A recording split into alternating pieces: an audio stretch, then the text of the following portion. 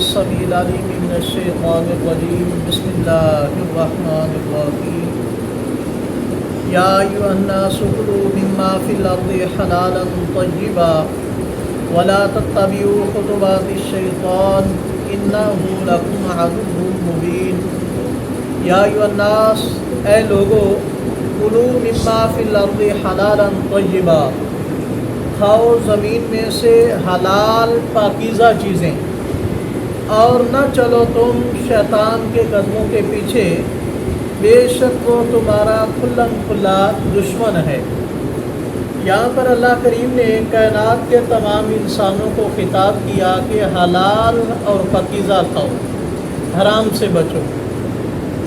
اس سے دو تین آیات آگے چھوڑ کر خصوصاً اللہ کریم مومنوں کو خطاب کرتے ہیں کہ مومنوں پاکیزہ چیزیں کھاؤ اگر تم اللہ کی عبادت کرنا چاہتے ہو، شکر ادا کرنا چاہتے ہو۔ اور پارہ نمبر 18 سورۃ مومنون میں اللہ کریم نے نبیوں کو خطاب کر کے فرمایا یا ایھا الرسل کلوا من الطیبات واعملوا صالحا۔ تو ایمان کے بعد رزق حلال کھانا یہ بہت ضروری ہے۔ ایک ہے چیز کا حلال ہونا، ایک ہے چیز کو حرام کر لینا۔ اللہ کریم نے ساری کی ساری چیزیں کیا بنائی ہیں؟ حلال۔ وہ حرام ہیں جن کا اللہ نے اور اس کے رسول نے اعلان کر دیا ہے، اس کے علاوہ ساری کیا ہے؟ حلال ہیں۔ اب اگر کوئی اللہ کے حلال کو حرام کرتا ہے تو یہ بھی کیا ہے؟ شرک ہے۔ جیسا کہ مشرکین نے مخصوص جانور بتوں کے نام کر کے اپنے اوپر حرام قرار دے دیے تھے، کہا تھا یہ ہماری عورتیں نہیں کھا سکتی، ہم کھا سکتے ہیں، یا یہ کوئی بھی نہیں کھا سکتا۔ یا آج کل جس طرح یہ گائے پھرتی ہوتی ہیں، ان کے گلے میں وہ پٹکے ہوتے ہیں، کوئی اسے نہیں مارنا وہ بد دعا لگ جائے گی، یہ بے شک نقصان کرتی ہے، کسی فصل میں جاتی ہے، یہ فلاں بزرگ کی ہے، یہ کیا ہے؟ شرک ہے۔ اللہ کریم نے جو چیزیں حلال کی ہیں وہی حلال ہیں، اور جو اللہ نے حرام قرار دی ہیں وہی حرام ہیں۔ حتیٰ کہ اللہ کے نبی بھی اپنی مرضی سے کسی چیز کو حرام نہیں کر سکتے۔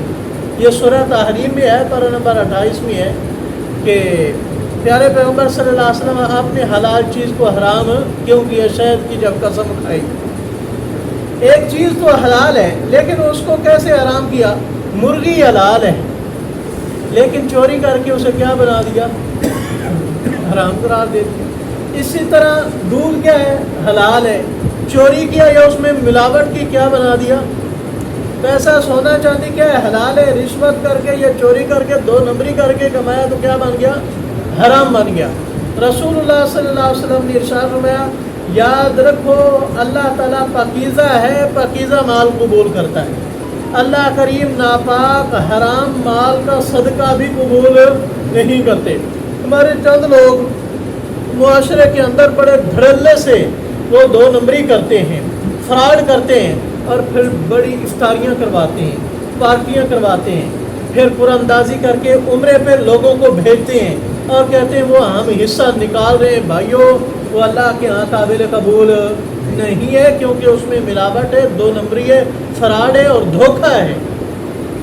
تو رسول اللہ صلی اللہ علیہ وسلم نے ارشاد فرمایا کہ ایک بندہ مسافر ہوگا، اور آپ نے فرمایا کہ مسافر کی دعا اللہ تعالیٰ قبول فرماتے ہیں، اور بڑی بری حالت ہوگی، اور اس حالت میں ہے کہ اللہ اس کی دعا قبول کرے، لیکن وہ کہہ رہا ہے میرے رب، اے میرے رب، اے میرے رب میری دعا قبول کر۔ اللہ اس کی دعا قبول، حالات سارے قبولیت والے لیکن دعا قبول نہیں۔ آپ صلی اللہ علیہ وسلم ارشاد فرماتے ہیں اس لیے کہ اس کا کھانا حرام کا، اس کا پینا حرام کا، اس کا پہننا حرام کا، اس کی ساری غذائی کیا ہے؟ حرام کی ہے، تو اس کی دعا کیسے قبول ہو؟ حضرت سعد رضی اللہ تعالیٰ کھڑے ہوئے یا رسول اللہ دعا کرے میں مستجاب الدعوات بن جاؤں، ایسا بن جاؤں کہ دعا مانگو اللہ تعالیٰ قبول فرمائے۔ تو نبی پاک صلی اللہ علیہ وسلم نے ارشاد فرمایا رزق حلال کھا، رزق حلال کھائیں، اللہ تعالیٰ عبادت قبول کریں گے، دعائیں قبول کریں گے۔ اگر رزق حرام کا ہے تو پھر روتے رہو اللہ کریم قبول نہیں کریں گے۔